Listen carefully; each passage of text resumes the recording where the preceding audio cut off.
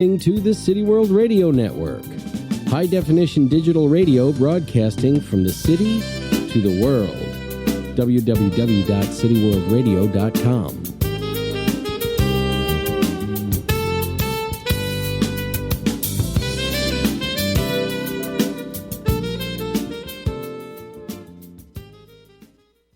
Good afternoon. Welcome to Intelligent Talk with Ralph McElveny.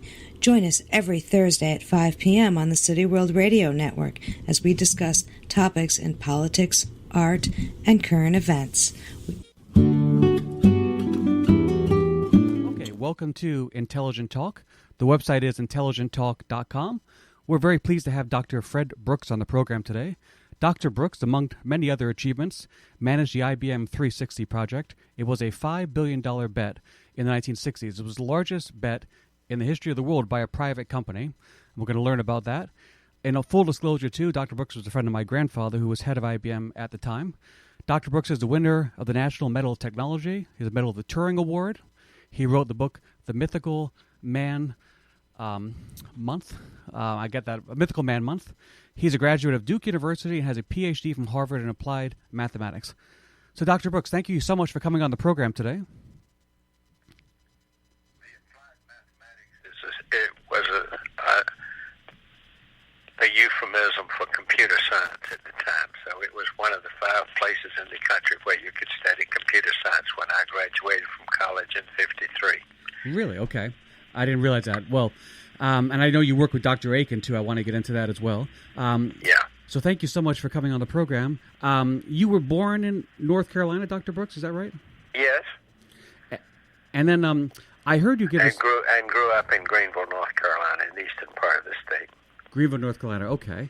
I heard a speech you gave in the computer field, and I understand you were influenced to go into computers by seeing a Time magazine article by Dr. Howard Aiken and the Mark I computer. Is that right? Yeah, about Aiken and the Harvard Mark I computer, yes. The Aiken was the architect of the first American computer, and IBM built it to his kind of architecture. And I heard you say that was actually the second computer. The first computer was it designed by Nazi Germany, Konrad Zuse, Z-U-S-E? Konrad Zuse, yes. I mean, until I heard you give a speech saying that, I had no idea that the Aiken was actually the second computer. Could you tell me basically what the Aiken computer did, very simply, what its basic... Well, it was a scientific calculator. It had... It was an interesting machine. It was about 60 feet long, and the memory consisted of rotating wheels, and the arithmetic was done by relays and clutches on the wheels. It operated at 3 operations a second, but it was the first automatically programmable machine. Then the program could be of any length. So it was used... Originally, it was designed for artillery calculations. It was also used for aerospace work. And when I went to graduate school, it was put in place in August of 1944. When I went to graduate school in '53, it was still chugging away in the Harvard Computation Laboratory, still being used for Air Force work. I see. Did that computer help IBM, or that just IBM just backed it to just advance the science of computers? They went into it for the purpose of advancing the science of computers, but in fact, the engineers, Durfee, Lake, and Hamilton, who used IBM components to build the machine, became the most important computer engineers in the company, yes.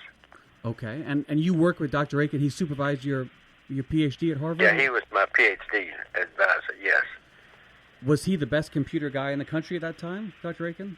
Was he? Well, there were differences of opinion, but John von Neumann was the other real great at the time, and he was at Princeton. Okay, so it was... The other real great in the country, Morris Wilks in Britain, had built the first usable stored program computer. And so there were there were a lot of really great pioneers around. The person The in generation ahead of mine, yes.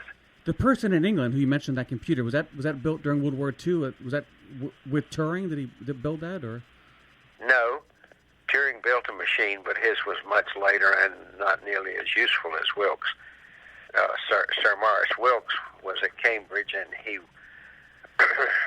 was in charge of their group of women running desk calculators to do scientific computing there. And he heard about the ideas that had been done at the University of Pennsylvania with stored program computers, and he had known radar technology during the war, so he determined that they would build one in that laboratory at Cambridge, and they did. And so it was first put in operation in spring of 1945, and it was all electronic, no mechanical parts. Yes. So that was. The program was stored in the main memory, like as today. That was Sir Maurice Wilkes. Yes. The computer that Nazi Germany had, the Konrad Zuse, was that used for military purposes? Do you know why they built that? Oh yeah. It was. Okay. The IBM. You then worked on the going to your days back to IBM before the 360. You worked on the IBM 7950 Harvest computer. Is that right? Yes. And which was an attachment to the IBM Stretch supercomputer. could you tell me about what I understand it was used by the National Security Agency. Could you tell me basically what the Harvest computer did, please? Well, it was a character processing add-on to the scientific supercomputer, the Stretch. And Stretch was a commercial machine. We built and sold 9 of them for up to $10 million apiece. Weather bureaus, atomic energy commissions, etc. But we built one of them for NSA, and it had this add-on, which the Stretch was 15 feet long. The Harvest added another 20 feet of transistor circuitry, and it was a character processing machine, and so it would compare characters with other characters. So, for example, it was dealing with what are called wired wheel cryptographic machines like the German Enigma. It was working on the essentially traffic from the Russian versions of wired wheel machines. And the characters, you can think of it as having 2 conveyor belts of characters going about 4 million bytes a second on each one. And then they would come to an arithmetic unit that might compare the 2 characters or add the 2 characters or subtract the 2 characters or put the characters together into a memory lookup and then take the result from whether it was from the arithmetic unit or whether it was from the memory lookup and put it on another conveyor belt going out. And so then at the far end were units that were stashing the stuff in memory as fast as the conveyor belts were producing them. So it was very different from any other machine that's ever been built, and from a computer scientist point of view, a fascinating machine. Did it harvest? It ran for some 15 years at the NSA before it was retired. Really? And it was super fast at sorting stuff. So Yeah. Was that what it was for, Dr. Brooks? Was to sort information like from Russian sources or East Germany? Or No. It was also doing these memory lookup operations and these arithmetic operations. So, for example, look, you have a stream of code coming. The code is changing at every letter. That's what happens in a wired wheel machine, like the Enigma.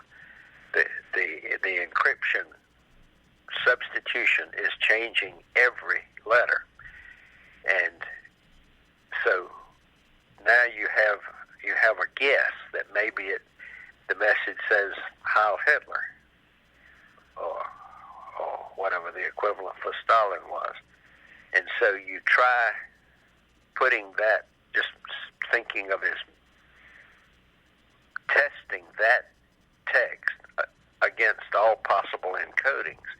And so you run through the message, changing the codings and changing the codings and changing the codings.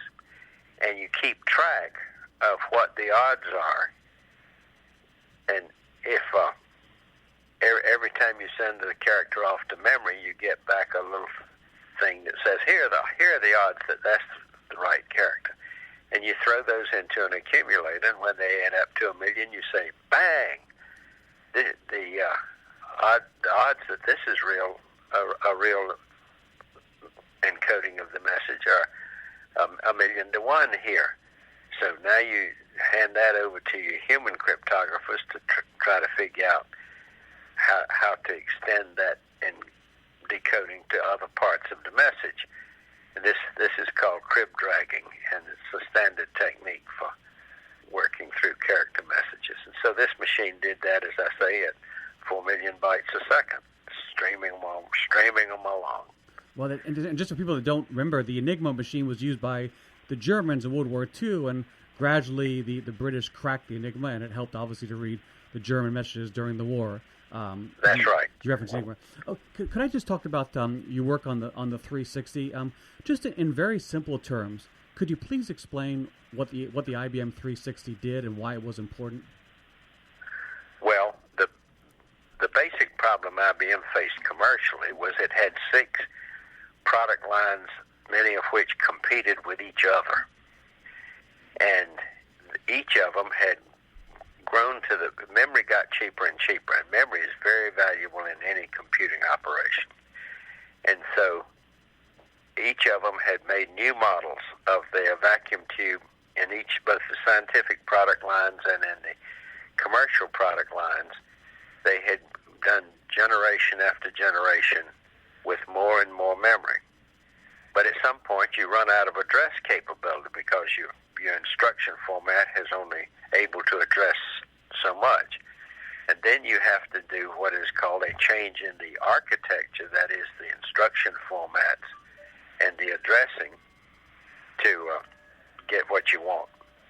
So the product lines were running out of steam, and they were competing with each other. So I think it was Don Spaulding, who was staff advisor to Then Learson, who said, we need a company-wide new product line. And so a group of us was sent off to a motel in Connecticut for 6 weeks to hammer out what kind of product line that ought to be and could it be done. And so we came back with what is called the spread report. It's in the Annals of Computers.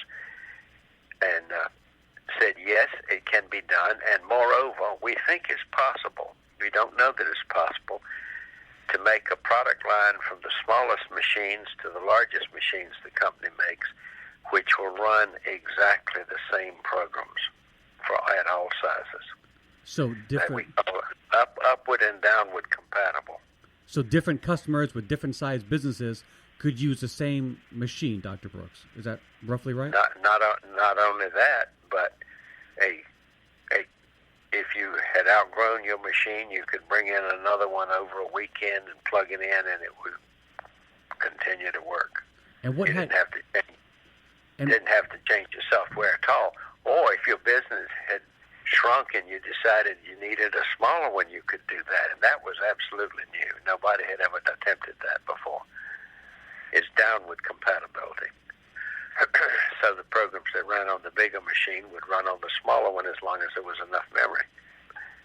And before the 360, what would a business do if they wanted to add? Just get a whole new computer system, or? Well, yes, or if they stayed within the same product line, they could go up and usually get compatibility going up. That's easier than going down. But being able to do it, well, for example, going down has the advantage that you may want to replace one system with 2 smaller ones and then have each of them grow separately, and for example, in different locations. So instead of a centralized location, and so we achieved that. That was a technical challenge for the architects. Could you tell me, please, I mean, I want to go through some of the problems that you had, Dr. Brooks, but could you first tell me, please, what the so-called Brooks Law is that you found out about adding people to a software project and what happens? Well, that was later on the software part of the project rather than the hardware part. What happens is the communication costs increase, and the people who were making progress on the project have to stop doing that to teach the new people what's going on. And so, in general, there are several different effects that make it go slower rather than faster after you first add people. So, it's really a very overgeneralized statement, but I think it is proven to be true in most cases that adding people to a late project makes it later. Right. And you had... Well, look, many hands make light work. Some always, right? Right. Many hands make light work. Sometimes. Okay. Many hands make more work always, because they have to be taught, they have to be recruited, and the work has to be divided in a different way. And with software work, that means you have to define new interfaces between more parts than you had before. And so there's more work always, and in the case of software, the more work makes more difference than the many hands do. And Dr. Brooks, you had 9,000 people on this project at one point, right? Places like Sweden and different parts of the U.S.? No. The company had thousands of people working on the manufacturing. The engineering team in the different countries, well, the software got up to 1,000. The hardware, I don't think, got up to 1,000 at one time, but the software part of it got up to 1,000 people at one time. And yes, they were in lots of countries. I think we were in 6 countries.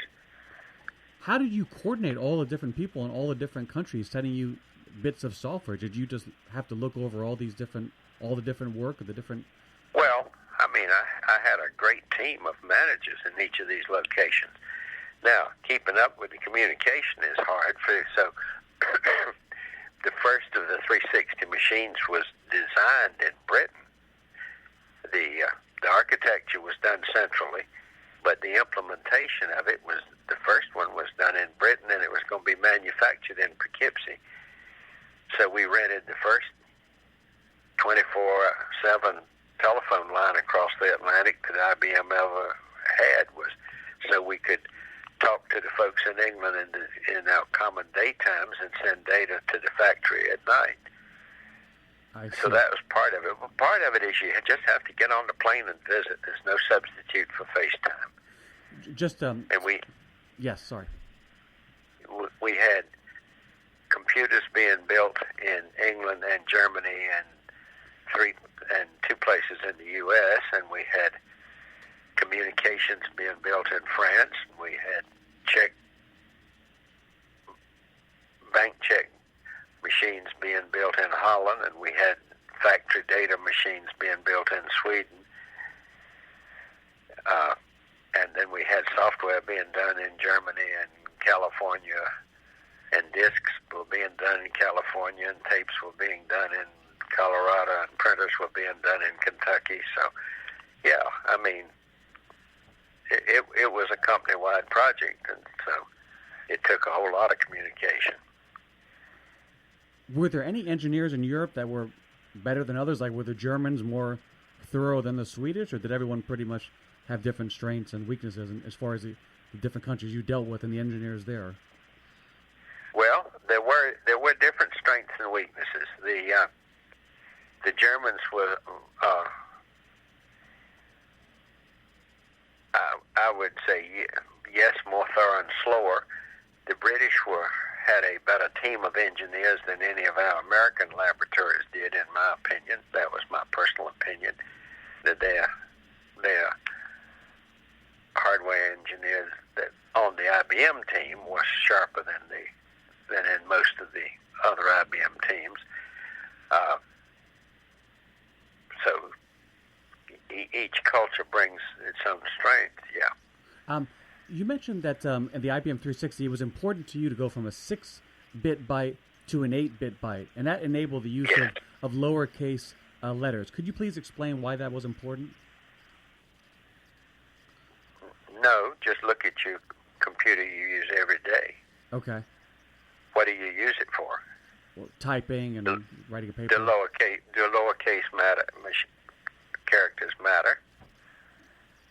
So that was just to facilitate that. That's why that was important to go from a 6-bit to an 8-byte. Well, yeah, you see, until then, all the computers had only uppercase and numerals.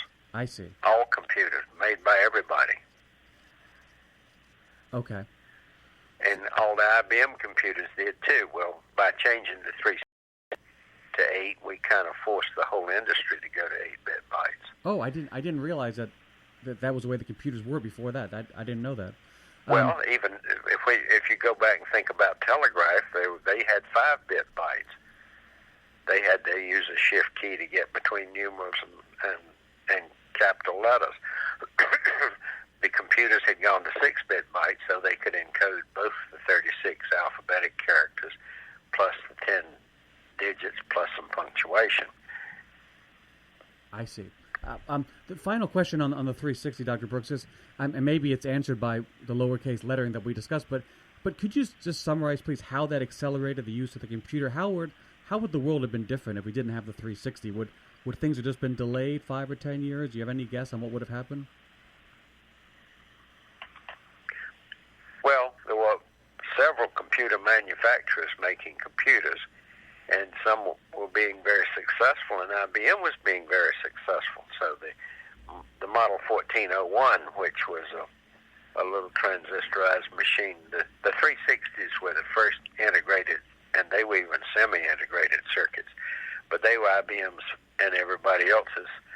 Not everybody else. Bell Labs had an experimental integrated circuit machine earlier, not a commercial machine, but IBM led the way in the integrated circuits, which made things smaller and cheaper, made possible, for example, the personal computers and even the office computers.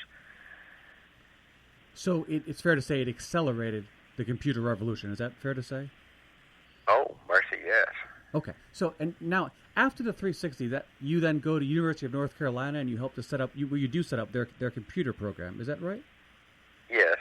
And you've been there pretty much ever since, right? I mean, was that one of the first? I did 52 years teaching there. I was chair of the department for the first 20 years, and then I just have been involved as a teacher until when I turned 84. I decided it was time to retire. And was that one of the first computer programs at a university in the country? Was that an early? I imagine. Okay. Let's be a little precise here.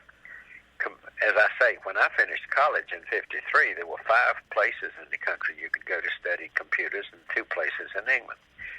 But either they were in math departments or they were in electrical engineering departments. There were no computer departments as such. We were racing to become the first freestanding computer science department. Purdue beat us by 6 months. And so, in fact, Purdue was the first and we were the second in the U.S., yes. Okay, great. Could I just ask you just to think about the future, Dr. Brooks? I mean, when you look at artificial intelligence, a lot of people worry that computers are going to outsmart mankind and someday destroy us, and they have dystopian fears of what the future is. Are you concerned at all when you look at the future, you look at AI and what might occur? Does that concern you at all?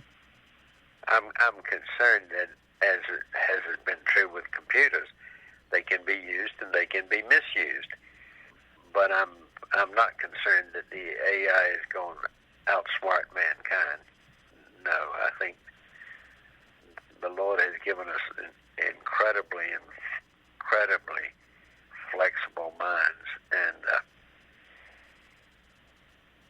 AI is good for all kinds of things, but it depends on vast amounts of data. And so does human beings. I mean, we store stuff all our lives and draw on it in ways we don't even know about. And so I'm not concerned that the machines are going to so outsmart human beings as to take control. Okay. But I am concerned that evil, sinful human beings are going to misuse computers and AI to take control of each other. Yeah. When you look at the state of the computer companies today, obviously there are huge companies like Google and Facebook, and there's concerns about privacy, and that these companies had too much power.